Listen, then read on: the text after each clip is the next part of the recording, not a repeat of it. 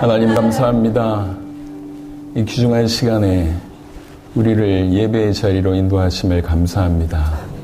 이 예배를 우리 하나님 받으시며 하나님의 말씀이 우리 교회의 성도들 한 명 한 명에게 깊이 새겨질 수 있도록 역사하여 주옵소서. 감사를 드리옵고 우리 주 예수 그리스도의 이름으로 기도드렸습니다. 아멘. 자, 귀중한 교회에 와서 말씀 전하게 된데 하나님께 영광을 돌립니다. 드리고 싶은 말씀 많지만 오후 예배 때 좀 자세하게 말씀을 드리도록 하겠고요. 자, 오늘 우리 사도행전 1장 6절부터 11절 말씀 보시겠습니다.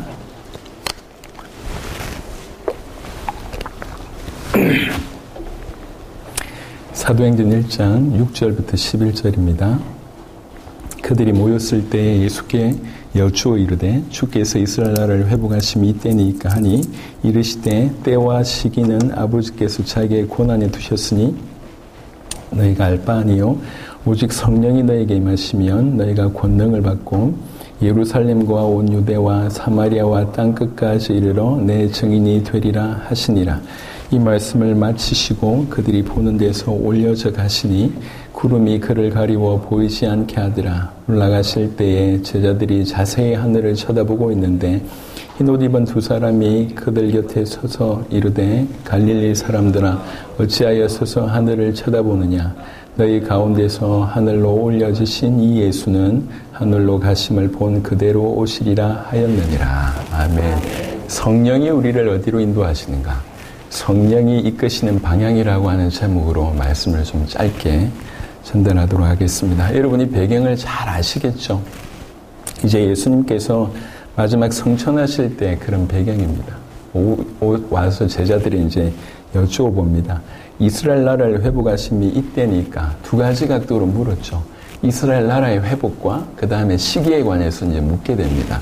그럴 때 예수님께서 때와 시기는 아버지께서 자기의 권한에 두셨으니 너희가 알 바가 아니다 라고 얘기를 하십니다.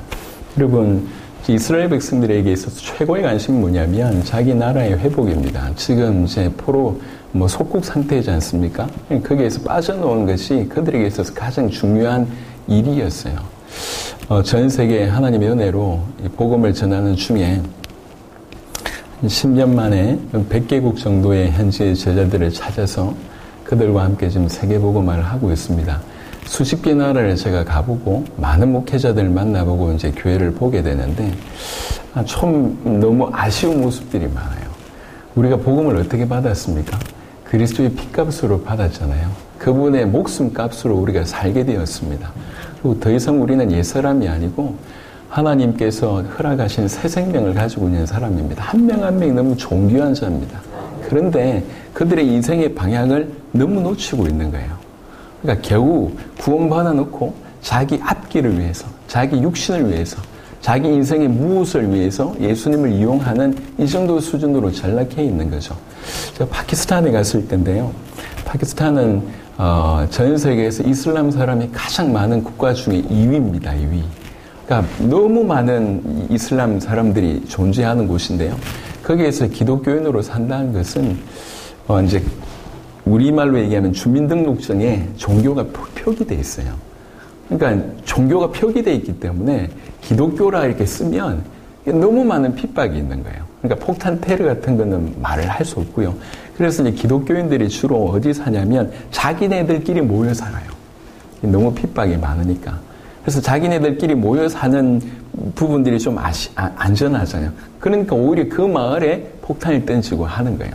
제가 이제 파키스탄에 갔을 때 사람들이 예배 드리는데 너무 많은 사람들이 모이니까 건물 안에 예배 드릴 수가 없는 거죠. 그러다 보니까 이제 우리말로 얘기하면 좀 큰 골목길을 막았어요. 그러니까 골목길 이쪽에도 막고 저쪽에도 막아서 천으로 막아놓고 골목길을 안에서 이제 예배를 드는 거예요. 한 1000명씩 이렇게 모였습니다. 근데 이제 제가 이제 밖에서 골목으로 들어가려고 이제 커튼 같은 걸 젖히고 이제 들어가려고 하는데 커튼 입구에서 이렇게 큰 장총을 들고 보호를 하는 거예요. 그러니까 이제 예배 드릴 때 이렇게 이슬람 사람들이 와서 테러를 가할 수 있으니까 그 입구에 그렇게 폭탄을 들고 이제 이 폭탄이 하지 못하도록 총을 들고 이제 보호를 하는 겁니다. 그런 와중에 예배를 드려요. 그러니까 이제 예배 드린다고 하는 것이 너무 많은 대가를 치르면서 예배를 드립니다. 그리고 기독교라고 쓰면 좋은 데는 취업을 할 수가 없어요. 예. 그리고 항상 그 기독교 마을은 가장 그 파키스탄 안에서도 못 사는 사람들의 마을입니다. 그러니까 예수 믿는다고 하는 것이 너무 큰 대가를 치르는 거죠. 그러면서 예수님을 믿어요. 그러면 그렇게 치열하게 예수님을 믿으면 무엇보다도 좀 이렇게 좀 올바라야 되잖아요. 근데 그렇지 않는 모습들이 그 안에 너무 많은 거예요. 제가 메시지를 끝나고 났는데 그냥 줄을 쭉 서더라고요. 저 앞으로. 이 사람들이 왜 서냐? 근데 기름 이런 걸 하나씩 다 들고 계세요. 그러면서 기름 들고 줄을 서길래 저는 저 마음에 참기름 같은 거 짜가지고 지금 나한테 주려고 하는 모양이다. 저거 어떻게 들고 가지? 이렇게 생각했는데 그게 아니고 기름을 넣고 다 저 앞에 오더라고요. 뭐 어쩌란 말인데 제가 물어보니까 기름을 이렇게 해가지고 손으로 묻혀서 이마에 십자가 그려달래요. 그래서 아니 그게 뭐 하는 건데 그냥 기름 이렇게 십자가 발라주면 된대요. 그래서 수십 명 수백 명을 오면 이제 기름 해가지고 십자가 발라준 거예요. 이게 정상적인 겁니까? 이게 기독교하고 그들이 가지고 있는 어떤 그런 관습하고 짬뽕이 되어 있는 거예요. 쭉 늘어서 있는데 기가 막힌 겁니다. 그렇게 많은 헌신을 하고 예수님을 믿는데도 불구하고 결국 자기의 어떤 이제 안위들 아니면 축복들, 응답들을 위해서 믿고 그 안에서도 사분을요 쪼개져 있는 거예요. 생명 걸고 예수님을 믿는다고 하는데 결국 자기의 어떤 기복신앙을 벗어나지 못한 모습들을 보고 파키스탄이 다 그렇다는 건 아닙니다. 제가 경험한 나라들이 그렇더라고요. 아프리카에 가보니까 찬양을 할 때 찬양의 수준이요.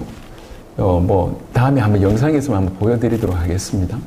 우리가 생각할 때, 이게 뭐 거의, 죄송합니다. 광란의 파티 정도로 찬양을 해요. 제가 가나 갔을 때 너무 놀란 게, 그냥 일어나서 찬양하는 거는, 이건 기본이고요. 뛰어다녀요. 찬양을 하는데, 그러니까 이제 예배당 안으로 뛰어다니는 것까지는 이해를 하겠어요. 예배당 밖에까지 뛰어가지고 들어오더라고요. 이게 뭐 찬양인지 구분 안 될 줄로 너무 뜨겁게 찬양합니다. 너무 뜨겁게 찬양하는데, 메시지 할 때 졸고 있어요. 뭔가 나름 열심히 신앙생활을 하는 것 같은데 열심히 하는 사람들이 참 많아요. 많은 것 같은데 성경이 원하고 우리 주님이 원하는 그런 방향하고 약간 벗어나 있습니다. 오늘 지금 사도행전 1장도 사실 그 얘기입니다. 이스라엘 백성들이 메시아를 간절히 원하고 있습니다. 왜 원합니까? 자기 나라 회복 때문에 원하고 있는 거예요. 이 정도 수준입니다. 이건 작은 얘기가 아닙니다.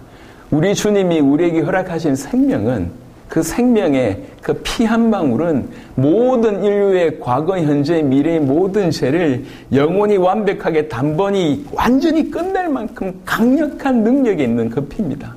그 피로 말미암아 우리가 건진받은 거예요. 굳이 얘기하자면 예수님의 생명과 우리의 생명이 이렇게 바꾸어진 거죠. 그 생명으로 말미암아 우리가 살게 됐습니다. 우리가 건진받게 됐습니다. 우리는 여러분이 생각하는 것보다 우리의 가치는 대단한 가치입니다. 예수의 생명을 가지고 있는 가치입니다. 그러면 그분이 모든 것을 끝내고 우리에게 와 계시다고 하는 것은 우리 인생이 그들과 함께 우리 하나님께서 우리 인생을 같이 살겠다고 우리와 함께 계신다고 하는 것인데 그렇다고 하면 우리 인생은 엄청난 축복의 인생일 수밖에 없습니다. 근데 이 눈을 뜨지 못하니까 고작 예수의 복음을 이용해서 자기 안밀 문제 해결하는데 자기 복음을 사용하고 있다는 거죠. 이스라엘 백성들의 수준이 오늘날 죄송하지만 수많은 기독교인들 안에 있는 모습과 다르지 않습니다. 정말 많은 사람들이 기도합니다. 왜 기도할까요? 왜 기도하냔 말이에요. 그 기도의 내용, 기도하는 것 자체는 저는 너무 귀하게 생각합니다. 하지만 기도 내용을 보자. 왜 기도합니까? 전부 자기 가정의 문제를 위해서 아니면 경제의 문제를 위해서 일어나고 있는 수많은 고난을 해결하기 위해서 고작 그거 이용하는데 그렇게 수많은 시간 동안 기도하고 있지만 본질에서 벗어나 있는 모습을 보게 됩니다. 메시아를 원하지 않습니다. 메시아를 안 원한다고 얘기하지 않습니다. 분명히 메시아를 원해요. 하지만 왜 메시아를 원하냐면 자기 나라 회복을 위해서 자기 문제를 위해서 이 메시아를 간절히 원하고 있습니다. 이런 모습이 있고요. 또 하나는 때와 시기에 관해서 관심이 많습니다. 여러분 제가 이제 힌트 하나를 드리겠습니다. 앞으로 주님 재림에 관해서 때와 시기에 관해서 얘기하는 모든 사람들의 얘기는 여러분 귀담아 듣지 마십시오. 100% 이단이나 사입입니다. 성경에는 뭐라고 얘기하고 있냐면 때와 시기는 나도 모른다고 얘기했습니다. 죄송합니다. 어떤 사람들이 무식해서 이 예수님이 이렇게 얘기하는 거 보니까 예수님이 하나님이 아니다. 이렇게 얘기하는데 그 말이 아니에요. 여러분, 우리 이제 부부 관계가 있고 자녀가 있지 않습니까? 엄마가 자녀한테 뭔가를 얘기할 때, 자녀가 엄마한테 뭔가 부탁할 때 엄마가 모른다고 하잖아요. 아빠만 안다고 얘기하잖아요. 그럼 모른다는 얘기가 아니고 아빠의 권위를 세워주는 겁니다. 이 예수님은 하나님이십니다. 모르실 리가 있겠습니까? 하지만 모든 권위를 아버지께 드리는 것이에요. 그러니까 때와 시기가 중요하지 않다는 거지. 너희가 때와 그 시기 언제 온다 이것을 신경 써야 될 것이 아니라고 얘기합니다. 우리 1992년에 다미 선교회 통해서 우리가 피해를 많이 받았잖아요. 주님의 재림을 기다리는 것은 너무 성경적인 신앙입니다. 마라나타, 성경적인 신앙인데 거기에 때와 시기를 언급한다고 얘기할 때는 100% 이단입니다. 어떤 분들은 뭐라고 얘기하고 있냐면 저 구약에 있는 성경 구절 한 구절을 갖다 대서 하나님이 그 모든 하시고자 하는 일들을 선지자들에게는 알려주신다. 이런 구절, 요거 구절 갖다 대고 또 이스라엘이 절기하고 기가 막히게 맞춰서 언제 오신다라고 예언하는 그런 일들이 지금 일어나고 있는 것 같습니다. 여러분 속지 마십시오. 때와 시기는 알 바 아니라고 얘기하셨습니다. 절대로 속지 마세요. 많은 사람들이 그 교회에 관심이 많아요. 지금 러시아가 우크라이나를 이렇게 공격했는데 그것도 성경적으로 어떠냐 이런 시도를 많이 하는데 그런 부분에는 여러분들이 눈 돌릴 필요가 전혀 없습니다. 때와 시기가 중요한 게 아니라 어떤 믿음으로 살아야 되느냐 이게 더 중요하다는 거죠. 그래서 지금 예수님이 성천하는 바로 그 순간에도 이 두 가지를 물어요. 이스라엘 나라를 회복하시면 언제입니까? 라고 묻습니다. 이스라엘 나라 회복과 때와 시기에 관해서 물을 때 예수님이 하신 말씀이 때와 시기는 너희가 알 바가 아니다. 그러면서 8절에 얘기하시기를 오직 성령이 너에게 임하시면 너희가 권능을 받고 예루살렘과 온 유대와 사마리아와 땅끝까지 이르러 내 증인이 되리라 하시니라. 그 이스라엘의 회복보다 중요한 거, 때와 시기보다 중요한 것은 성령이 임하신 사건이다라고 하는 것입니다. 여러분 누구든지 예수님을 진실로 믿는 자에게는 성령이 임하십니다. 우리는 성령 받았다고 얘기할 때 성령이 우리 안에 계시다고 할 때 이건 사실은 놀라운 일입니다. 하나님이 우리 안에 계시다는 얘기예요. 우리가 오랫동안 이것을 알고 있습니다. 그런데 그 성령은 하나님이십니다. 우리 안에 가만히 아무 소리 하지 않고 가만히 계시지 않으십니다. 그 성령은 우리를 인도하신다는 얘기예요. 우리를 가장 올바른 쪽으로 가장 주께서 원하시는 쪽으로 우리를 인도하십니다. 그래서 신앙생활은 성령이 인도하시는 대로 순종하느냐 아니면 불순종하느냐 둘 중에 하나입니다. 그런데 성령이 인도하실 때에 분명히 인도의 목적이 있을 거 아니에요. 우리가 이 끝을 안다고 하면 성령이 우리를 궁극적으로 어디를 끌고 가는지 끝을 안다고 얘기한다면 성령 인도가 굉장히 쉬울 겁니다. 제가 많은 질문을 받아요. 목회자다 보니까. 그리고 이제 니카라과에 갔을 때를 한번 말씀을 드리면 니카라과에 가서 사역을 하고 있는데 저 중미에 있는 나라입니다. 니카라과에 갔는데 갑자기 이제 방송국에 가서 메시지를 전해야 된대요. 인터뷰 한 3개 할 거라고 얘기하면서 생방송인데 한 15분이면 될 거라고 얘기했어요. 그래서 갔어요. 방송국이 꽤 컸습니다. 사회주의 국가 치고요. 근데 이제 딱 앉았는데, 방송하려고 앉았는데 카메라가 너무 많이 이제 들어오는 거예요. 15분이 맞나? 15분이 아니고 1시간짜리 생방송입니다. 3가지 질문한다고 얘기했는데 10가지 이상 질문을 하시더라고요. 그러니까 그 사회 보시는 분이 이제 이분이 방송국 사장님이시면서 사회로 보는 그런 분이셨어요. 사회를 쭉 보셔서 질문을 하시는데 다행히 감사하게 통역하면서 다 그 질문을 지혜롭게 답을 했습니다. 1시간 메시지 이제 이렇게 생방송이 끝나고 나서 그 다음 프로그램도 이분이 인도해야 되는데 그 잠시 브레이크 시간에 저한테 부탁을 했습니다. 목사님하고 지금 제가 대화를 좀 하고 싶다. 그러니까 제가 프로그램이 한 2시간 후에 끝나는데 2시간만 좀 기다려달라는 거예요. 알겠다고. 2시간을 기다렸습니다. 이분이 니카라과에서는 굉장히 영향력 있는 목사님이세요. 영향력이 있다 보니까 대통령, 우리말로 얘기하면 대통령 선거에 나갔는데 4위 정도로 한 것 같습니다. 그래서 지금 그때 당시에는 국회의원 같은 역할을 하고 있었던 것 같아요. 한쪽에는 그 밑에 산하의 목사님이 500명 계시대요. 500명의 목회자들을 이끄는 어떤 조직의 리더이면서 지금 정치를 하고 있는 겁니다. 근데 니카라과가 굉장히 보수적이다 보니까 이제 목회자가 정치하는 거에 대해서 굉장히 반대를 많이 하는 모양이에요. 그래서 목회하든지 정치하든지 이런 일들이 뒤에서 자꾸 이제 요구를 하는 모양입니다. 그래서 이분이 너무 고민되고 있던 터에 자꾸 이제 이렇게 대화를 하는 중에 뭔가 이제 저는 답을 좀 해줄 수 있을 것 같아서 이분이 이제 남아서 좀 얘기를 하고자 했던 것입니다. 남아서 얘기를 쭉 하는데 이분이 궁극적인 질문이에요. 제가 목회를 할까요? 정치를 할까요? 저한테 물어요. 제가 그분한테 이런 비유를 했습니다. 목사님 보세요. 제가 내일 한국을 가야 됩니다. 그럼 이제 방송국에서 이제 일단 공항을 가야 되겠죠. 그럼 방송국에 나가서 길이 있으면 오른쪽 길도 있고 왼쪽 길도 있을 겁니다. 오른쪽 길 갔다가 사거리가 나오면 세 갈래 길 중에 하나를 선택해서 공항에 가겠죠. 제가 만약에 공항이라고 하는 목표가 있다고 얘기하면 지금 나가서 오른쪽 가도 괜찮고 왼쪽 가도 괜찮습니다. 단 어느 길이 빠르냐? 요 차이일 뿐입니다. 분명히 목적지가 있으면. 근데 제가 가야 될 목적지가 없는 상태에서 여기 나갔는데 오른쪽 가야 됩니까? 왼쪽 가야 됩니까? 질문이 옳습니까? 조금 가다가 사거리가 나왔습니다. 직진해야 됩니까? 좌회전해야 됩니까? 우회전합니까? 어떻게 해야 되는 것이 옳습니까? 제가 물어봤어요.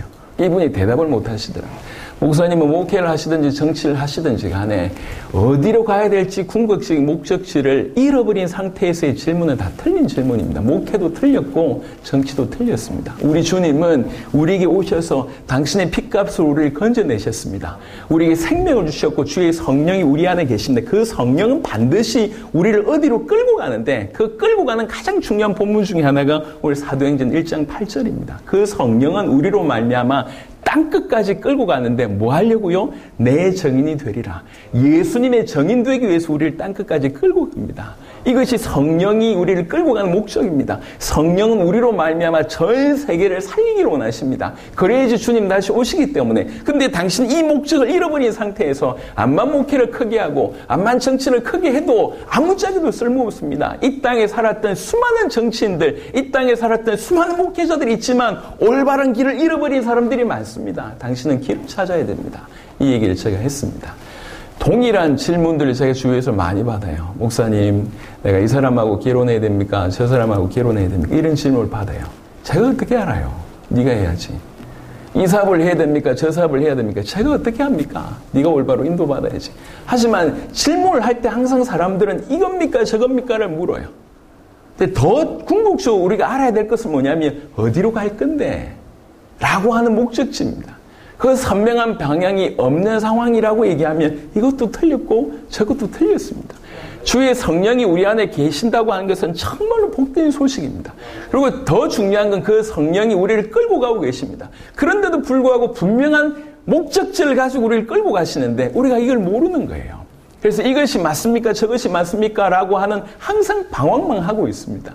그러니까 뭔가 주를 위해서 산다고 하지만 목적지를 잃어버린 상태, 우리 주님이 우리를 어디로 끌고 가는지를 잃어버린 상태로 살아가는 경우들이 너무 많다는 거죠. 예수님이 얘기하셨습니다. 성령이 마시면. 많은 사람들이 지금 성령 운동에 좀 이렇게 초점 맞춰져 있는데 여러분 성령 운동은 성령으로 말미암아 권능 받습니다. 열매도 받고 아니면 많은 일들이 벌어집니다. 기적이 벌어지기도 하고 치유 역사가 일어나기도 하고 성령의 역사로 말미암아 다양한 일들이 벌어지고 있는데 많은 사람들이 그곳에만 초점 맞춰져 있어요. 여러분 성령 충만을 기도할 때 성령 충만으로 뭔가 능력을 받고 성령 충만으로 뭔가 문제 해결을 하고 성령 충만으로 뭔가 어떤 단계를 넘어서고 전부 이걸 꿈꾸지 않습니까? 하지만 그것은 도구입니다. 성령이 마시면 권능을 받는 이유는 뭐 때문이냐면 이 권능을 허락하신 이유는 땅끝까지 이르러 내 증인이 되리라 라고 하는 요구 때문에 허락하신 권능입니다. 이 궁극적인 방향을 잃어버린 권능은 올바르지 않습니다. 그래서 지금 우리나라뿐만 아니라 전 세계에 일어난 수많은 성령운동의 결과를 한번 연구해 보세요. 그닥 올바른 모습, 성경적인 모습이 아닙니다. 뭔가 길을 많이 벗어나 있습니다. 지금 저와 여러분들이 신앙생활을 하고 있지 않습니까? 우리 신앙생활이 어디로 가야 되는지를 정확하게 오늘 짧은 시간이지만 그 답을 얻었으면 좋겠습니다. 하나는 사실 1장 8절이 다 나와 있지만 땅끝까지 이르러 내 증인이 되리라 사실 이 구절 안에 다 있습니다. 하지만 성경을 통해서 몇 구절 확인해보고 다시 돌아와 보도록 하겠습니다. 요한복음 잠시 볼게요. 성령에 대한 구절들은 너무 많습니다. 성경 전체에 많지만 그래도 특별히 예수님이 성령에 관해서 뭐라고 얘기하셨는지 이게 가장 핵심이라고 볼 수가 있습니다. 요한복음 14장 26절에 빨리 쭉 한번 볼게요. 26절 보혜사 곧 아버지께서 내 이름으로 보내실 성령 그가 너희에게 모든 것을 가르치고 내가 너희에게 말한 모든 것을 생각나게 하리라. 모든 것을 가르치고 내가 너희에게 말한 모든 것을 생각나게 하리라. 15장 26절 보겠습니다. 15장 26절 내가 아버지께로부터 너희에게 보낼 보혜사 곧 아버지께로부터 나오시는 진리의 성령이 오실 때에 그가 나를 증언하실 것이요.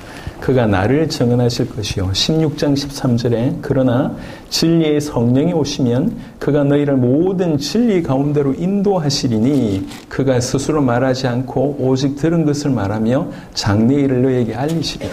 여러분 성경을 하나님께서 허락하신 이유는 우리의 구원을 위함입니다.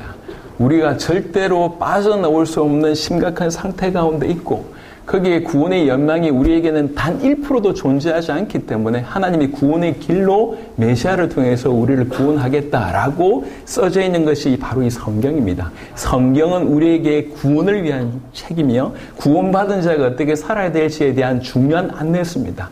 성경에서 얘기하고 있는 핵심이 사실 복음이라고 얘기할 수 있겠죠. 그래서 성경에 말하고 있는 핵심을 계속 드러내는 역할을 누가 하시냐? 성령이 하십니다. 성령이 우리로 말미암아 구원받게 하고 구원받은 우리가 바로 인도받게 하는 역할을 바로 이 성령이 하십니다. 성령이. 그래서 그 성령이 예수님이 성령을 뭐라고 얘기하냐면 그 성령은 나를 증언하실 것이다. 그 성령이 모든 진리 가운데로 인도하신다고 얘기하는데 진리 중에 진리가 뭡니까? 요한복음 14장 6절에 내가 곧 길이다. 길이요 진리요라고 얘기했습니다.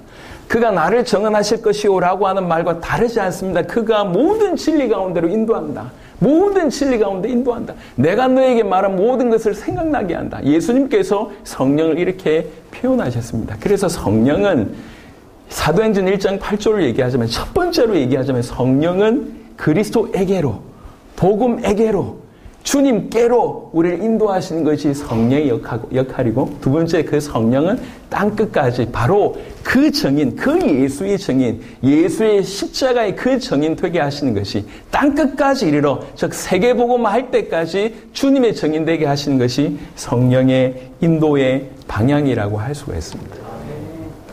제가 이제 표현을 남쪽 나라 이렇게 표현하는데 저도 남쪽 나라 출신입니다. 요 옆에 마산이 제 고향입니다. 그럼 마산교회에서 제가 신앙생활을 했습니다. 고신 배경을 가지고 있습니다. 어릴 때 저는 하나님을 잘 안 믿겠어요. 그리고 하나님이 살아계시는데 우리 집안은 왜 이럴까? 이게 제 어릴 때 유년기의 기억입니다. 예. 저희 아버지가 메시지를 항상 들으시기 때문에 제가 메시지 통해서 좀 자세한 얘기를 하려고 해도 항상 부담이 돼요.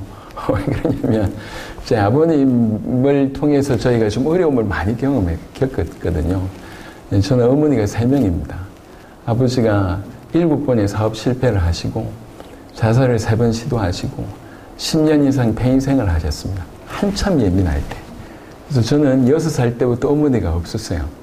예. 그리고 재혼하셨을 때는 제가 고등학생이었을 때니까 한참 예민할 때 어머니 없고 아버지가 이제 3번이나 자살 시도하고 나서 10년 이상 폐인 생활 하실 때였기 때문에 어머니 없지 항상 아버지는 술 드시니까 술 드시면서 조용하게 주무시지 않을 거 아니에요. 그러니까 이제 이렇게 정상적인 어떤 생활이 안 되시니까 집안 분위기가 항상 어두웠습니다.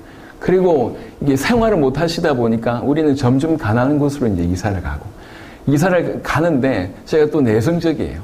그러니까 이사를 가는 곳마다 그 마을에서 가장 못 사는 곳으로 이사를 들어가다 보니까 이렇게 자연스럽게 친구 관계 속에서도 제가 우위에 있지 않으니까 항상 저는 따돌림을 어릴 때부터 많이 당했습니다. 이게 제 유년기 시절이에요. 예, 가장 어머니의 사랑이 필요할 때 전 엄마라는 얘기를 부를 수가 없었어요. 예, 아버지의 사랑을 정말 받아야 될 때 아버지조차도 본인도 그렇게 힘든 그런 상황 가운데 있었기 때문에 어떻게 할 수가 없었어요. 그런데 할머니는 항상 기도하셨거든요. 아침에 일어나실 때 항상 벌떡 일어날 때가 없어요. 항상 그 자리에 일어나시면 바로 무릎 꿇고 기도하시는 분이세요. 잠을 주무실 때, 이렇게 단칸방에서 같이 지냈으니까요. 잠을 주무실 때도 항상 그냥 편히 누워서 주무신 적이 한 번도 없어요. 그냥 기도하시다가 주무세요. 이게 할머니세요. 그래서 제가 어릴 때부터 교회를 다녔는데, 모태로부터 교회를 다녔는데, 할머님은 항상 기도하시고, 신앙 좋다는 얘기를 들었는데, 우리 집안은 뭐 철저하게 망하는 거예요. 그러니까 저희 아버지만 그런 것이 아니라, 아버지 형제지간 중에 뭔가 잘 되는 일이 없는 거예요, 이게. 자가 볼 때. 여튼 뭐 가정사를 다 얘기할 수 없고, 왜 그러시냐는 거지. 하나님 정말 살아계십니까? 질문을 안 할 수가 없었고, 또 하나님 살아계신다 그러면 왜 우리 가정만 이래요? 왜 저렇게 할머니 열심히 기도하고 저렇게 신앙생활 하는데 왜 저는 이랬습니까? 우리 가정은 이랬습니까? 왜 하는 것마다 안 됩니까? 하는 것마다. 아니 대단한 걸 바라는 것도 아니고 그냥 보통 사람이 사는 그 수준, 그냥 부모님 계시고 그냥 알콩달콩 지내는 그 수준만, 그게 뭐 큰 기대도 아닌데 왜 그런 것도 안 해주십니까? 살아계십니까? 살아계시면 왜 하필 우리 가정 나한테는 이렇게 매몰차게 행동하십니까? 그래서 이제 믿고 싶은 마음보다는 이제 이렇게 마음 속에서 이렇게 좀 이렇게 밀어내는 그런 마음이 저한테는 많았습니다. 그래도 할머님 때문에 교회를 다니셨고, 그래도 그 교회가 우리 집안의 사정을 다 아는 거예요. 그러면 그나마 교회는 가면 위로해 주는 거예요. 좀 안아주고, 불쌍하다고. 불쌍하다고 이렇게 안아주고 그랬어요. 그러다가 이제 20살 때 대학을 가면서 제가 이제 부산에 있는 대학을 가게 됐습니다. 한국해양대학이라고 가게 돼서 이제 집을 떠날 수 있는 절호의 찬스가 왔잖아요. 떠나면서 교회도 이제 제가 떠나게 됐습니다. 1년쯤 정말 방황이라는 걸 한번 열심히 해봤습니다. 하필 그때 제 짝꿍이 정말 춤을 잘 추는 놈이었어요. 잘 추는 놈이었어요. 그래가지고 얘하고 첫 만남에 그때 이제 때 제가 대학 다니기 시작할 그 무렵부터 이게 나이트 클럽이 굉장히 이제 그냥 지금 같은 분위기가 아니라 춤을 추는 나이트 클럽이 굉장히 이제 유행했어요. 대학생들이 저렴한 돈으로 춤출 수 있을 정도로. 그러니까 틈만 나면 얘에 따라 춤추러 다니고, 그 다음에 처음으로 술을 마셔보고, 그러니까 제 인생에 3번 필름 끊겨봤는데, 그때 이제 대학생 1학년 때 필름 끊겨봤어요. 그러니까 이제 이렇게 그동안 억눌렸던 것들을 막 표현을 하는데, 이게 만족이 안 되더라고요. 그러다가 하나님께서 저한테 특별한 어떤 계기를 허락하신 것이 이제 군대였습니다. 제가 군대 15사단이라고 하는 데를 나왔는데, 전 철원하고 화천에 있는 부분이었어요. 여러분 군대 갔다 오신 분들은 아시겠지만 모르시는 분도 아는 척 생각하세요. 제가 가서 뭘 맸냐면 이제 보병인데 포를 맸어요. 81mm라고 하는 포를 메고 다녔는데 1991년 11월 28일인가? 11월 28일이었던 것 같습니다. 이제 군대에서 큰 사건을 이제 당하게 됩니다. 잘 없는 일인데, 잘 없는 일이 제 인생에 일어났어요. 그때 제가 이제 소대 막내였습니다. 부대가 저기 있고요. 그 다음에 이렇게 탄을 이렇게 탁 쏘면, 이제 군인은 전쟁을 준비하는 데잖아요. 포를 메고 다니지만 이걸 사용할 줄 알아야 될 거 아니에요. 그래서 이 평상시에 연습을 하다가 우리가 쓰는 이게 폭탄 같은 경우에는 살상 반경이 한 50m입니다. 그러니까 50m 안에 있으면 다 죽어요. 그러니까 진짜 탄을 쏠 수가 없고 가짜 탄을 만들어서 그 뒤에 화약만 넣어서 이렇게 쏘는 거예요. 쏘는 연습을 하는 거죠. 근데 이 가짜 탄 자체도 비싼 거예요. 그러니까 소대 막내인 저는 뭐 했냐면 저쪽에서 탄을 쏘면 여기 타켓치즘 근처에 가 있다가 딱 떨어지면 그 떨어지는 곳을 달려가서 그 탄을 캐오는 일을 하는 겁니다. 이 탄이 이렇게 생겼고 저 위에 올라갔다가 떨어지기 때문에 박히면 1m 이상 깊이 들어갑니다. 그러니까 정확한 타켓치즘 보고 있다가 쫓아가서 이제 이렇게 꺼내야 됩니다. 중대원들이 저쪽에 있었고요. 여기가 계곡입니다. 계곡이 한 50m 정도 계곡이었고 이쪽에 이제 타켓 지점이었어요. 타켓 지점에는 6명이 가 있었는데 3명은 측정하는 사람이고 3명은 저처럼, 셋 중에 2은 저처럼 소대 막내고 1명이 고참이었어요. 이렇게 갔는데 이렇게 탄을 이렇게 쏘았어요. 쏘았는데 여기가 타켓 지점인데 잘못 쏘아가지고 여기에 이 계곡 근처에 떨어진 거죠. 그래서 저하고 또 다른 소대 막내 1명은 열심히 쫓아갔어요. 그래가지고 탄이 어디 박혔는가 막 찾고 있을 때 이 고참은 제대하려고 온 거예요. 우리 이제 부대에 배치됐다가 손기술이 워낙 좋아서 본부에 가서 일을 하다가 제대하려고 우리 이제 자대에 다시 복귀를 한 거죠. 이 사람이 한 게 뭐냐면 병기를 만졌어요. 이렇게 총하고 폭탄 이런 걸 만지던 일이에요. 이 사람이 우리는 쫓아가고 이 사람은 이제 고참이다 보니까 이제 이렇게 주특기를 할 수 없으니까 한 게 뭐냐면 쫄병 둘이 데리고 가서 그 탄 캐오는 일을 네가 해. 이래서 이제 온 거예요. 이 사람이 이제 이렇게 삽자루 들고 천천히 걸어가다가 앞에 폭탄 하나가 발견된 거죠. 사이즈가 어느 정도 될까요? 요것에 한 반 정도 될까요? 이게 40mm 유탄 발성이라고, 자, 람보나 코란도 보면 총 이렇게 딱 해가지고 쏘는 그런 탄이, 불발탄이 난 거를 발견한 거죠. 언제 났는지 몰라요. 이제 불발탄이 났어요. 그거를 이 사람 눈에 들어온 거죠. 그 불발탄이 났는데, 불발탄이라는 것은 쏘았는데 안 터진 탄이에요. 불발탄이 났는데, 그리고 이제 이렇게 시간이 어느 정도 흘렀는지 모르겠지만 이게 흙이 이렇게 위에 쌓여져 있었던 거죠. 그래서 이 사람이 군대 내내 그걸 만졌기 때문에 자신이 있었던 거예요. 그래서 이 불발탄이 들어가지고 그 묻어있는 흙을 이렇게 터는 과정입니다. 딱! 예, 지금 졸고 있어서 제가 깨운 겁니다. 중요한 때 지금. 이 폭탄이 터졌는데, 온 몸에 파편이 박혔어요. 그래서 팔다리 다 날아가고, 그다음에 머리부터 발끝까지 비누 거품처럼 피부가 일어나고 온몸에 불이 붙고, 그리고 나서 그 사람 그 자리에서 한 5분 후에 죽었습니다. 예. 폭탄이 터지는 순간에 저는 사도행전 9장을 이 세상에 누구보다도 잘 이해하는 사람이라고 자부하는 게, 사도행전 9장에 보면 다메섹 도상에서 이제 사도 바울이 예수님을 만난 그 장면이 나오잖아요. 큰 빛을 보고 그 장면이 나오잖아요. 제가 폭탄 터졌을 때 요 내용을 몰랐어요. 요 내용은 나중에 제가 알게 됐고요. 제 입장으로 얘기를 해보자면, 이 계곡을 이렇게 바라보고 있다가 어디지 하면서 이렇게 딱 도는 순간에 엄청난 소리가 들리는 거예요. 소리가. 이게 어디서 터졌는지 구분 못할 정도로 큰 소리가 들리면서 큰 빛, 이 밝은 빛이, 그러니까 보는 순간 눈이 어두워질 만한 빛이 이제 보였어요. 그러니까 그 순간 제가 다리가 아프더라고요. 그러니까 저는 제 입장에서 내가 지뢰를 밟았구나, 이 생각을 하게 됐어요. 지뢰 중에 하나가 발목 지뢰입니다. 발목만 탁 날리는 지뢰가 있어요. 제 왼쪽 다리가 아픈 거예요. 밟는 순간에, 이게 지뢰밭이다. 내가 지뢰를 밟았구나. 이게 딱 쓰러지는 순간에 지금 발 아프고 안 아프고를 떠나가지고 이곳이 지뢰밭이구나라고 하는 생각이 들자마자 나는 죽었구나라는 생각이 들었어요. 그 순간에 짧은 시간이지만 인생 필름이 싹 다 지나갔어요. 싹 다 지나가는데 그 순간에 제 맨 마지막에 뭔 질문을 하게 됐냐면, 내가 죽었는데 이제 죽게 될 건데 내가 천국 가겠냐라고 하는 질문을 제가 하게 됐어요. 모태로부터 교회를 다녔는데 천국 갈 확신이 없더라고요. 여하튼 눈을 뜨려고 하는데 눈을 못 뜨겠더라고요. 제 다리가 날아갔을까 싶어서. 눈을 떴는데 다행히 감사하게 파편만 박혔어요. 파편만. 이게 제가 지금도 왼쪽 다리에 30년째 파편이 박혀 있습니다. 그래서 이제 상황 보니까 난리도 아니에요. 한 사람이 그렇게 죽어가고 있고, 저 말고 또 한 명은 이제 얼굴에 맞고 팔에 맞고 배에 맞았어요. 파편을. 이렇게 감싸지고 있는 거예요. 이렇게 그냥 전쟁터예요.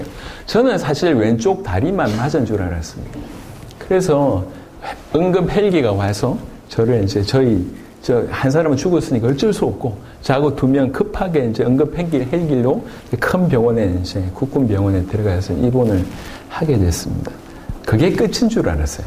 그게 끝인 줄 알았는데, 이제 병원에 가서 환자복을 이제 군화를 다 째서 이제 이렇게 벗고, 이제 그 군복을 환자복으로 갈아입기 위해서 이제 주머니 있는 걸 다 꺼내서 환자복으로 갈아입는 도중에, 사실 그때 저는 머리부터 발끝까지 전유를 그때 이제 저는 입게 됐습니다.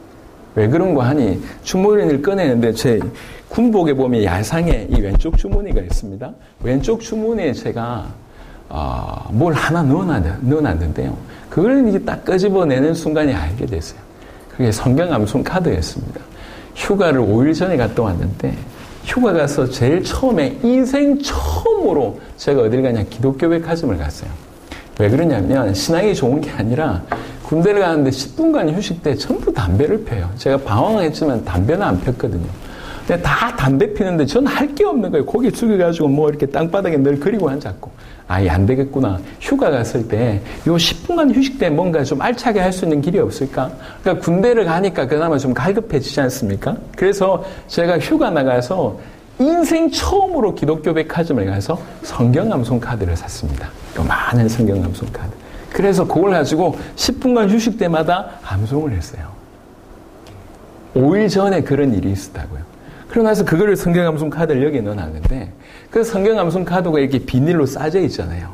이렇게 끄집어내는 순간에 그 비닐 표면이 뭔가 좀 까칠까칠해요. 이게 왜 그런가 싶어서 딱 보니까 그 비닐 표면에 파편이 박혀 있었어요. 그죠? 그래서 그 파편을 보는데 그 보는 순간 이제 머리부터 발끝까지 전율이 나기 시작했습니다. 나는 죽었었구나. 이게 그냥 막연한 얘기가 아니고 제가 부인할 수 없을 정도로 그것이 확인됐어요. 내가 죽었었구나. 그런데 하나님이 나를 살리셨구나. 이걸 이용하셔서. 성경책에 총 맞아가지고 살아났다는 얘기는 들었지만 이건 더 확률이 없는데 그런 일이 나한테 일어났구나. 이게 저한테는 충격이었습니다. 그래서 지금 그때 제가 병원에 들어갔을 때 병원 전체가 난리 났었거든요. 왜 그러냐면 제가 자살할 수 있다. 얘가 지금 그 사람 갈기갈 찢겨서 죽는 거 봤고 얘가 지금 몸에 파편이 박혔기 때문에 얘가 밤에 무슨 짓을 할지 모른다. 그러니 유심하게 봐라. 이게 이제 제가 병원에 처음 입원했을 때 제가 국군 춘천병원에서 난리가 났었습니다. 근데 저는 그 모든 자살하려고 하는 생각 전혀 없었습니다. 모든 것이 뭐 사람이 죽었다 다쳤다 내 다리가 앞으로 어떻게 될까 이런 생각이 하나도 안 들었습니다. 하나님 나를 살리셨구나. 이 생각 때문에 군대 배드에서 누워가지고 이 생각 때문에 이게 어떻게 된 일이지? 나는 일평생 하나님을 원망하거나 하나님 계신 것에 확신이 안 들어서 그런 인생인데 왜 하필 나 같은 놈을 살리셨지? 살리시려고 하면 좀 신앙생활 잘하고 그래도 하나님 모실 때 좀 괜찮은 놈 살리셔야 되는데 객관적으로 볼 때 나는 아무것도 아닌데 하나님 나를 왜 살리셨지? 이 고민을 제가 하기 시작을 했어요. 군 병원에 제가 9개월을 누워 있었는데 9개월 동안에 하나님 나를 왜 살리셨지라고 질문하다가 내가 제 양심에 든 생각이 뭐냐면 내가 20년을 교회를 다녔지만 내 스스로 진실로 하나님을 알려고 했던 양심적으로 진실로 하나님을 알려고 했던 때가 없었구나라는 걸 제가 알았어요. 계시냐 안 계시냐 아니면 계시다고 하면 원망스러운 하나님 이 정도로 멀리 했지 진지하게 내가 하나님을 알아야 되겠다. 나를 살리신 그분이라고 하면 내가 하나님 알아야 되겠다는 생각을 스스로 해본 적이 없습니다. 그때 제가 그런 생각을 한 번도 해본 적이 없다는 것 자체가 충격이었어요. 그때 내가 하나님을 알아야 되겠다. 그런데 제가 저도 아는데 제 머리가 뛰어나지 않다는 걸 제가 아니까 머리가 뛰어나다 그러면 공부를 잘했을 거 아니에요. 제가 그러지 못했으니까 내 머리로 고민 한만 한다고 해도 하나님을 알 수 없겠구나. 하나님을 알 수 있는 최고의 방법이 뭐냐? 성경이겠다. 그래서 그때부터 좀 속된 말로 성경을 탁 치는 대로 보기 시작했습니다. 또 성경을 보면서 이게 그냥 지식을 많이 쌓는다고 알 수 있는 것이 아니라 하나님이 알려주셔야지 믿게 하셔야지 되는 거 아니냐. 그래서 이제 맨바닥에 엎드려서 이제 몇 시간씩 그 아픈 다리를 끌고 몇 시간씩 기도하기 시작했습니다. 그때 하나님께서 방언을 허락하셔서 몇 시간씩 기도하고 성경을 그 9개월 동안 적지 않은 어떤 성경을 제가 보게 됐습니다. 그러면서 제 마음에 정말 하나님 살아계시구나 라고 하는 것들 그리고 하나님께서 나를 살리셨구나 라고 하는 것들이 제 마음에 확신으로 오기 시작을 했어요. 그래서 그 다음 해야 될 질문이 뭐냐면 왜 살리셨지 나를? 하나님 살아계신 것과 그분이 나를 살리신 것은 알겠는데 왜 살리셨을까? 이유가 있지 않을까? 그래서 하나님 왜 살리셨는지에 대해서 포커스를 두고 성경을 보기 시작하는데 마태복음, 마가복음, 누가복음, 요한복음 맨 마지막 장에 항상 우리 주님이 모든 민족을 와서 제자를 삼아라. 만민에게서 가서 복음을 전해라. 이 복음이 예루살렘에서 시작해서 땅끝까지 갈 것이다. 너희는 어린 양을 먹이라. 사도행전 1장 8절에 너희는 성령이 임하면 땅끝까지 이르러 내 증인되리라. 주님이 원하시는 것이 전 세계가 복음화되는 걸 원하시는구나. 그제야 주님 다시 오실 거니까 그걸 원하시는구나 라고 하는 것들이 정리가 되기 시작했습니다. 그 정리가 되는 순간 시원함은 있었지만 굉장히 부담됐습니다. 왜 그러냐면 제가 어릴 때부터 아까 말씀드렸던 것처럼 이렇게 하다 보니까 저한테 가장 힘든 건 뭐냐면 대인관계였어요. 그러니까 제가 제 중심에 있는 얘기를 그때까지 꺼내본 적이 없어요. 꺼낼 대상 어머니 안 계셨고 아버지하고 뭔가 대화할 수 있는 어떤 그런 입장이 못했고 할머니도 우리를 불쌍하게만 여겼지 인격적으로 네가 뭘 원하는지 뭐 이런 것들 얘기해 본 적이 한 번도 없어요. 그리고 제가 가난한 곳에 있다 보니까 친구들한테 따돌림 받다 보니까 정말 마음문 열고 제 속에 있는 얘기를 한 친구 단 한 명도 없었습니다. 외롭게 지냈습니다. 제가 어릴 때. 그런데 저보고 그러다 보니까 저한테 가장 온 게 뭐였냐면 사람들하고 대화하는 거. 이게 저한테는 가장 힘든 일이었어요. 근데 저보고 한두 명 전도가 아니라 세계보고만 이걸 주님이 원하신다고 하니까 성경적으로 맞는데 저하고는 안 맞는 얘기였어요. 그런데 나하고 안 맞는 거하고 주님이 명령하신 거하고 어떻게 이렇게 견줄 수 있는 입장이 못 되잖아요. 내가 포기해야지. 그래서 제가 완전히 제 자신을 내려놓고 주님이 원하시는 그 일에 내 인생을 드리길 원합니다. 그때부터 기도하기 시작했습니다. 하나님, 정말로 주님이 원하시는 그 일에 내 인생 드리겠습니다. 지금부터 저는 세계복음을 위해서 살겠습니다. 지금부터 세계복음을 위해서 제 인생을 드리겠습니다. 그게 그때부터의 기도였습니다. 약 30년 된 것 같습니다. 어떻게 하면 세계복음 할까? 어떻게 하면? 그것도 성경을 자세하게 보니까 저 막연한 미래가 아니라 사도들은 정말 자기 살아있을 때 세계복음화 될 것이라고 믿었거든요. 예를 들면 베드로의 입장으로 제가 성경을 봤어요. 베드로 입장에서 성경을 보니까 베드로 입장에 어느 순간 예수님이 등장하셨어요. 3년 반 이상 쫓아다니다가 그분이 십자가에 지셨습니다. 그리고 사흘 만에 부활하시죠. 그리고 부활하신 이후에 여러분 아시듯이 40일 만에 성천하시잖아요. 그리고 10일 후에 성령께서 임하셨습니다. 다 토탈 해봐야 이게 몇 년이냐? 4년이 안 돼요.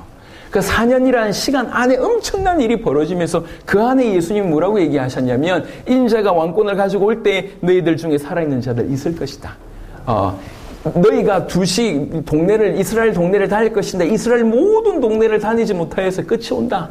이 세대가 지나가기 전에 끝이 온다. 라고 하는 말씀들을 들었습니다. 베드로는 당연히 먼 미래에 수백 년, 수천 년 후에 오실 거라고 믿지 않았고 자기 살아있을 때 주님 오실 거라고 믿고 살았다는 거죠. 베드로뿐만 아니라 사도들이. 그래서 2000년 전에 그들 대부분은 선교하다가 순교했습니다. 도마라고 하는 사람들이 도마라고 하는 제자가 인도까지 왔다는 것은 정설입니다. 어떤 분들은 뭐라고 얘기했냐면 그 도마가 한국까지 왔다고 얘기하고 있습니다. 2000년 전에. 왜 그랬을까요? 자기 살아있을 때 주님 오실 길을 준비하기 위해서 그렇게 살았다고 하는 것들이 제 마음이 부딪히기 시작했습니다. 먼 미래가 아니라 내 살아있을 때 세계복음화를 완성하는 거, 이걸 주님이 원하시는구나. 그때부터 질문하기 시작했습니다. 세계복음화를 하려고 하니까 나는 이것 때문에 살아났는데 우리 모든 믿는 사람들이 이렇게 해야 되는데 세계복음화 하려고 하니까 저한테 스스로 했던 질문이 뭐냐면 어떻게 해야 되느냐. 요게 이제 질문이 들기 시작했어요. 우리 한국 교회가 지금 복음화율이 높아지고 있습니까? 아닙니다. 점점 떨어지고 있어요. 제가 50년 살면서도 복음화가 한국 복음화는 그냥 점점 떨어지고 있는데 어떻게 내 살아있을 때 세계 복음화를 완성할 수 있을까?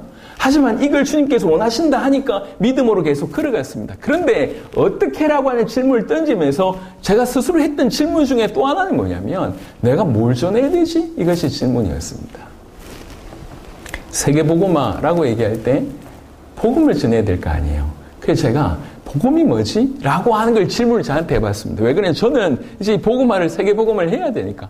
근데 복음이 뭐지라고 하는 질문에 제가 주춤했어요. 20년을 교회를 다녔는데, 분명히 예수님에 대한 얘기인 것 같기도 하고, 하나님에 대한 얘기인 것 같기도 한데, 내가 전해야 될 내 손에 쥐어 들고 땅끝까지 가야 될 무기가 내가 도대체 복음이 뭐지라고 하는 질문이 저한테 너무 답이 없다는 것이 저한테 충격이었고요. 성경을 몇 번 봤잖아요. 저한테 충격이었고요. 그래서 제가 궁금해서 주변에 물어보기 시작했어요. 물어보기 시작했는데 물어보면서 제가 두 가지 충격을 얻게 됐습니다. 하나는 뭐냐면 그 질문을 다 싫어한다는 거예요. 희한하죠? 교회 다니는 사람들한테 복음이 뭐냐 물어보면 기분 나빠해요. 내가 이단이고 사이비가 돼서 자기한테 시비 건다고 생각하는 건 그게 아니고 난 진짜로 복음 전하고 싶은데 복음이 뭔지 내가 정확하게 몰라서 알고 싶어서 질문했는데 감히 나한테 복음을 물어 이런 얘기예요. 내가 지금 목사인데 지금 네가 나한테 지금 복음이 뭔지 물어? 내가 지금 집사인데 네가 나한테 복음이 뭔지 물어? 이런 굉장히 내가 지금 20년 30년 다녔는데 나한테 지금 가장 기초인 복음을 물어? 라고 하는 그런 공통적인 반응이 기분 나빠하는 반응을 보이면서 그 다음에 복음이 먼저 저한테 얘기해 주는데 그 얘기를 듣고 제가 충격을 받았어요. 무슨 말이냐? 전부 뭔가를 얘기해요. 다 달라. 다 다른 얘기를 하고요. 심지어 본인도 알아 얘기하면서 본인도 선명하지 않다는 거를. 이게 저한테는 충격이었습니다. 아니, 복음이, 성경이 복음이죠. 당연합니다. 하지만 성경에 있는 모든 것이 복음이냐? 그렇지는 않습니다. 예. 이건 약간 좀, 예를 들면, 여러분 생각해 보세요. 유대교가 구약 성경을 쓰고 있지 않습니까? 저 복음 가지고 있습니까? 아니, 동일한 하나님 믿고 있는데, 저 천주교는요. 여러분, 성경이 복음을 얘기하고 있어요. 복음 중심적으로 성경이 얘기하고 있습니다. 하지만 성경 안에 있는 모든 얘기들, 이것도 복음이고 저것도 복음이고, 성경은 복음 기준으로 얘기하고 있습니다. 모든 것을 복음, 그리스도 중심적으로 얘기하고 있습니다. 하지만 성경이 어느 부분을 얘기한다고 그것이 다 복음이냐? 그럴 수가 없다는 거죠. 유대교 같은 경우로, 나중에 오후에 제가 좀 자세하게 설명하겠습니다만, 조금 한번 따라가 보세요. 여러분, 그래서 제가, 아니, 복음이 이렇게 여러 가지인 것이냐? 이렇게 모호한 것이냐? 그게 저한테는 질문이었어요. 그래서 제가 정말 갈급한 마음으로 사도들이 뭐라고 복음을 전했을까를 연구하기 시작했습니다. 근데 너무나 선명하게 저 외딴 곳에 따로 떨어져 있는 것이 아니라 사도들의 모든 설교 안에 아주 명확하고 아주 간략하고 그러면서 아주 깊은 내용이 정면으로 딱 등장해 있더라고요. 여러분 다 알고 있는 내용입니다. 그러면서 그 의미를 제가 이제 좀 무장하기 시작했어요.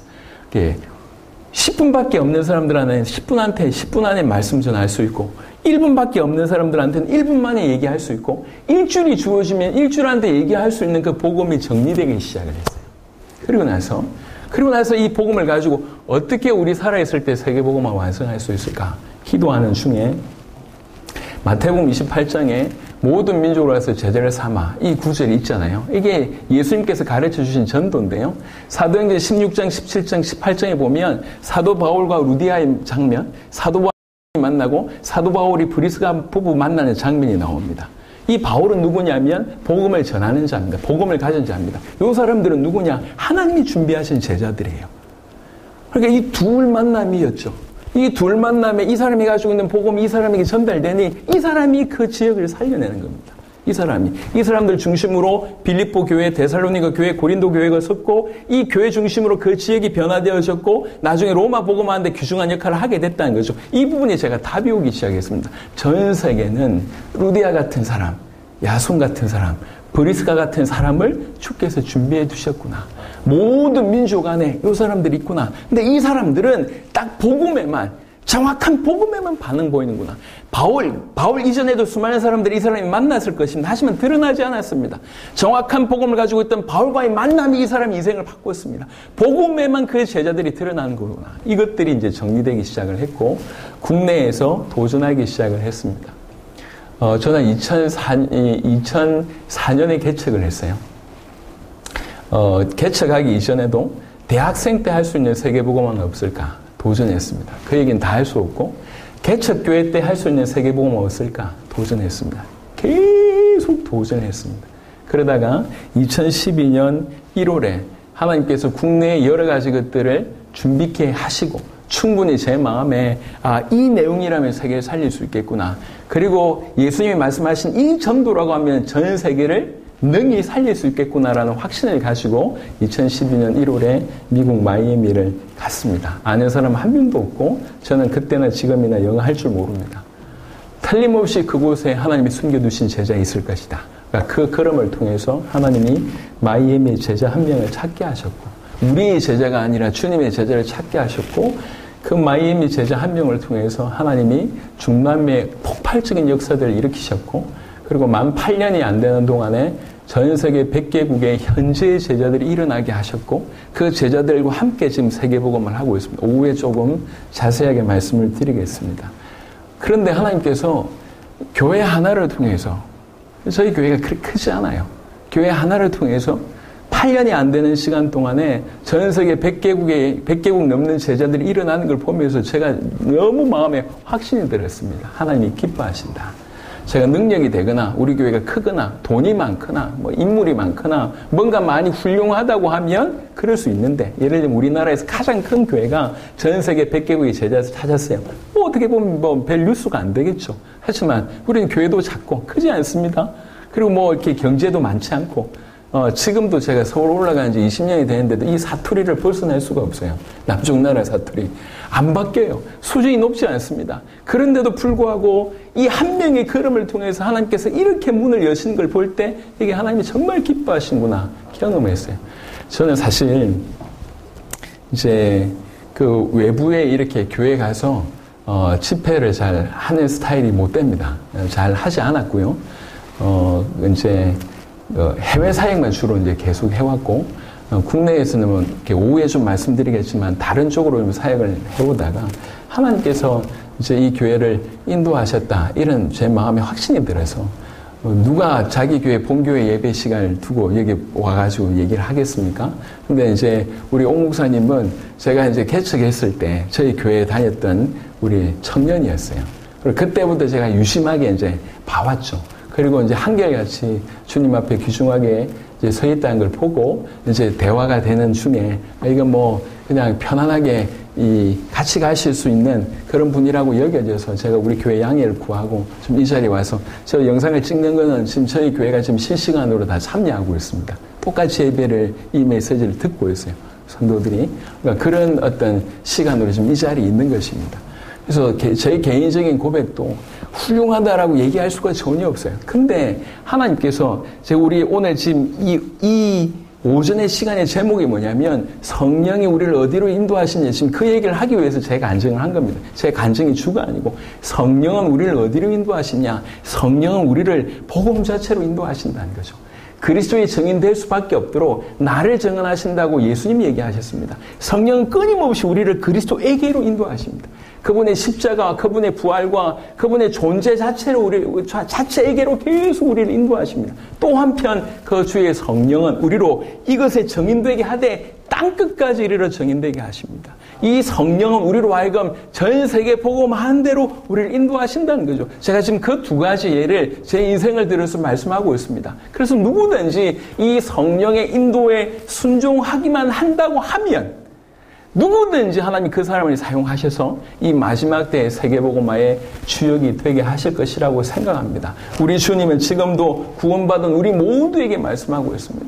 제가 아까 서두에도 말씀을 드렸지만 수많은 성도들과 교회들이 그리스도의 피값으로 건짐받아 놓고 이 위대한 구원을 받아 놓고도 이 받은 구원을 너무 잘못된 데에 사용하는 경우들이 많다는 거죠. 겨우 자기 밥 먹고 사는데 이 귀중한 생명과 구원을 이용하는 게, 또 나름 조금 훌륭하다는 사람들은 교회 부흥에 온 인생을 겁니다. 여러분, 교회 부흥이 필요합니다. 하지만 교회 부흥 자체가 목적이 되면 큰일 납니다. 우리 주님이 다시 오시는 바로 그 길에 하나님께서 이 교회를 사용하신다, 이렇게 봐야 되지, 무조건 일단 교회 부흥, 우리 단체 부흥, 우리 단체 성장. 여러분, 우리 한국교회는 교회로 끌어들이는 데는 성공했을지 모르겠지만 올바른 믿음을 심는 데는 실패했다고 하는 것이 지금 자성의 목소리입니다. 교회를 다니는 사람보다 교회를 한때 다녀서 지금 떠나간 사람들이 훨씬 많습니다. 교회로 어떻게든 끌어들였지만, 인도는 했지만 진정한 전도는 실패했다는 것이죠. 그래서 우리 인생 전체를 교회 부흥과 우리 단체를 성장시키는 것도 중요하지만 이것은 목적일 수가 없습니다. 우리의 목적은 구원받은 우리 모두에게 허락하신 성령께서 우리를 인도하시는 그곳으로 가는 것이 진정한 목적입니다. 제가 정말로 제 살아있을 때 세계복음화를 완성하고 싶어서 저희는 조직이나 단체를 만들지 않았습니다. 전 세계 100개국에 사역하고 있지만 우린 조직이 없어요. 철저하게 우리를 낮추자. 철저히 우리의 색깔을 내지 말자. 우리의 모두를 도울 수 있도록 돕자. 모두를 도울 수 있도록 준비하자. 올바른 복음만 드러나게 하고, 올바른 주님 다시 오실 그 길만 드러나게 하시고, 이렇게 했던 그 경험, 이 역사 그것만 드러내되 그 어떤 것도 주장하지 말자. 그래서 전 세계 연결된 100개국의 모든 제자들이 조직과 단체가 아닙니다. 그런데 조직이나 단체가 아니고 모든 각각 소속되어 있는 교단과 교파가 다 달라요. 그런데 복음으로 지금 하나 되어 있습니다. 가족입니다. 가족. 저는 이런 걸 본 적이 없습니다. 근데 하나님 하시더라고요.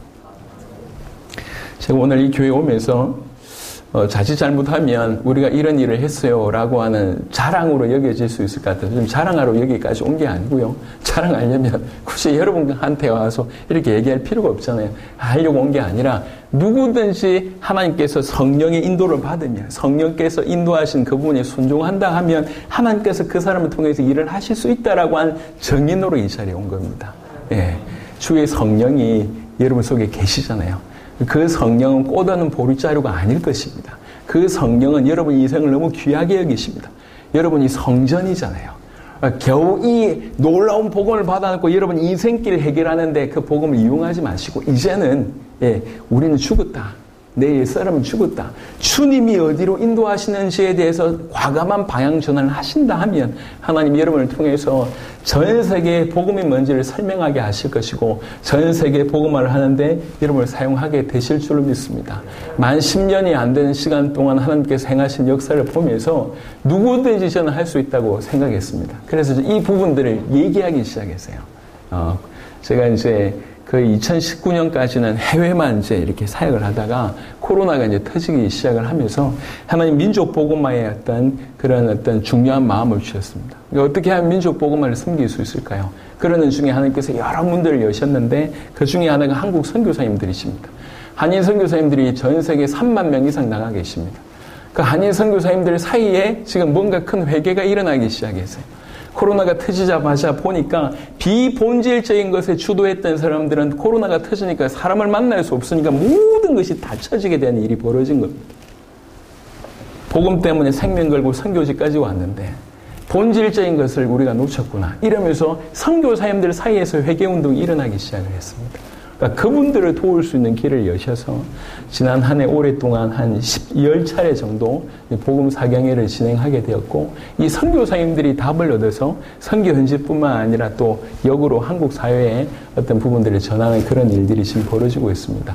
오후에 조금 더 자세하게 말씀을 드리도록 하겠습니다. 오전에 이제 말씀을 좀 마무리하면서 저는 지금 여러분들에게 사도행전 1장 6절부터 11절의 어떤 포커스를 얘기하고 있습니다. 그 중에 1장 8절을 얘기하면서 구원받은 우리 모두에게는 성령이 계신다는 거죠. 그분은 하나님이십니다. 그 성령이 임하시는 사건이 예수님 시선으로 얘기하시면 그 어떤 것보다 중요하다. 시기와 때 이것보다 중요하다. 이스라엘 나라 회복 이것보다 중요하다. 중차대한 것은 성령이 너에게 임하시는 사건이다. 라고 얘기합니다. 성령이 임하시면 그 놀라우신 성령이 임하시면 그 성령이 너희를 인도할 건데 먼저는 권능을 주실 것이고 인도할 것인데 땅끝까지 이르러 내 증인 그리스도 예수의 증인이 되리라. 되게 하실 것이다. 이 얘기입니다. 그분의 의지를 가지고 그렇게 하실 것이라 그 얘기입니다. 그러면 우리는 이 성령님께서 의지를 가지고 인도하시는데 우리 자신을 내어 맡기면 되는 것입니다. 너무 쉽습니다. 지금까지 사역을 하면서 저는 힘들었던 기억이 별로 없습니다. 육신적으로 볼 때는 힘들었는데 모든 부분에 너무너무 재미있었다고 감히 고백할 수 있습니다. 하나님의 인도를 받을 때 그만큼 행복한 길은 없습니다. 마지막에 9절부터 11절을 보니까 이 말씀을 마치시고 그들이 보는데 올려져 가시니 구름이 그를 가리고 보이지 않게 하더라. 올라가실 때 제자들이 자세히 하늘을 쳐다보고 있는데 흰옷 입은 두 사람이 그들 곁에 서서 이르되 갈릴리 사람들아 어찌하여 서서 하늘을 쳐다보느냐. 너희 가운데서 하늘로 올려지신 이 예수는 하늘로 가심을 본 그대로 오시리라 하였느니라. 그대로 다시 오실 것이다. 그대로 다시 오실 것이니 요 요지는 뭡니까? 그대로 다시 오실 것이니 니네 할 일 하라는 거죠. 내가 너에게 명령한 그 일을 하라는 거죠. 사도행전 1장 8절 바로 그것이 이 주님의 다시 오심으로 더 확정되는 사건입니다. 틀림없이 다시 오실 것이니 너희는 이거 하라. 여러분, 저는 이제 고심 배경에 있으면서 기도하시는 분들을 늘 봐왔던 사람입니다. 특별히 폭탄을 맞고 다시 본교에 돌아와서 정말 열심히 대학부 청년부를 좀 사역을 하면서 얼마나 많은 분들이 자기 인생을 들이면서 사역하고 있는지를 많이 봐왔습니다. 전 세계 여러 교회들을 보면서 주님께 인생 드린 분들이 너무 많다는 걸 알게 됐습니다. 하지만 주님께 인생을 드린 거하고 올바른 방향으로 가는 거하고는 다른 얘기입니다. 조금 무겁게 제가 말씀을 드립니다. 올바른 방향으로 인도받는 거하고 열심을 내는 거하고는 다른 얘기예요. 열심을 내되 올바른 방향으로 가지 않는다고 하면 이것처럼 무서운 일은 없습니다. 이것처럼 무서운 일은 없어요. 그래서 가장 좋은 것은 올바른 방향으로 가되 열심을 내면서 간다. 이게 가장 좋습니다. 예. 그래서 우리가 오늘 오전 시간, 오후 시간을 통해서 하나님이 우리를 어디로 이끄시는지를 좀 정말 귀담아 들으시고 바라기는 여러분 인생에 조금이라도 큰 은혜가, 큰 변화가 있었으면 좋겠다 생각합니다. 사실 저는 여러분들에 대해서 전혀 모릅니다. 누가 모여있는지 모르겠고, 보니까 주보 보니까 옥시가 많더라고요. 예, 그거밖에 모르겠어요. 전혀 여러분에 대해서는 전혀 모릅니다. 그러니까 여러분들에 대해서 듣고 뭔가 의도를 가지고 와서 이렇게 죄송합니다. 이렇게 부흥사들 많이 하는 것처럼 뭔가 두드려 깨고 변화돼 이런 의도를 가지고 온 게 전혀 아님을 제가 밝힙니다. 저는 모자란 제 인생을 통해서 하나님 행하신 걸 보니까 누구든지 바로 이런 삶을 걷는다고 할 때 저에게 일어났던 그 이상이 일어날 것이라고 확신을 하는 겁니다. 우리 주님이 다시 오시는 것이 제 유일하고도 마지막 소원입니다. 그러려고 하면 저 혼자 열심히 뛴다고 되는 일이 아니잖아요. 모든 믿는 자가 같이 일어나야 될 거 아니에요. 특별한 한 교회가 주도하는 세계복음을 원하지 않습니다. 모든 교회가 일어나서 주님이 다시 오실 길을 준비하는 그걸 주님이 원하실 거 아니에요. 그렇다고 하면 이 교회 또한 일어나서 그런 일을 하나님 하시고자 여기를 보내셨다 생각합니다. 사실 제가 원래 그 제도에 이 교회에 와야 될 게 아니고 딴 교회를 갔어야 됐어요. 예, 고영교회에 제가 이제 스케줄이 잡혀 있었는데 하나님께서 그 교회를 늦추시고 하나님 이 교회를 먼저 인도하셨어요. 그래서 제가 볼 때 희한한 일이다. 이유 있겠다. 이런 마음으로 왔습니다. 그래서 오후에 조금 더 깊이 있게 대화하면서 하나님의 큰 음성들을 듣게 되길. 궁극적으로 얘기하면 전 여러분에게 바라는 게 하나도 없습니다. 인간적으로도 바라는 게 전혀 없습니다. 예, 전혀 없기 때문에 순수하게 주님의 말씀을 전달할 수 있다 저는 자부합니다. 하나님의 크신 은혜가 여러분 가운데 있기를 그리스도 예수 이름으로 축원합니다. 살아계신 주님 감사합니다. 주님, 진실로 우리의 모든 마음문을 열어서 우리 안에 계시는 주의 성령의 인도를 받을 수 있도록 역사하여 주옵소서. 성령께서 우리로 올바른 그리스도의 그 복음으로 인도하심을 땅끝까지 정인되게 하시는 바로 그 걸음으로 우리를 인도하심을 진실로 깨닫는 눈이 열려질 수 있도록 하나님 역사하여 주시옵소서. 모자란 인생을 하나님 지금까지 인도하신 것을 볼 때 누구든지 이 성령의 인도하심을 받는다 할 때 주님이 기뻐하시는 놀라운 역사가 그들의 삶 가운데 일어날 줄로 믿습니다. 우리 갈보리 교회 모든 성도들에게 이런 은혜 있도록 하나님 역사하여 주옵소서. 감사를 드렸고 우리 주 예수 그리스도의 이름으로 기도드렸습니다. 아멘.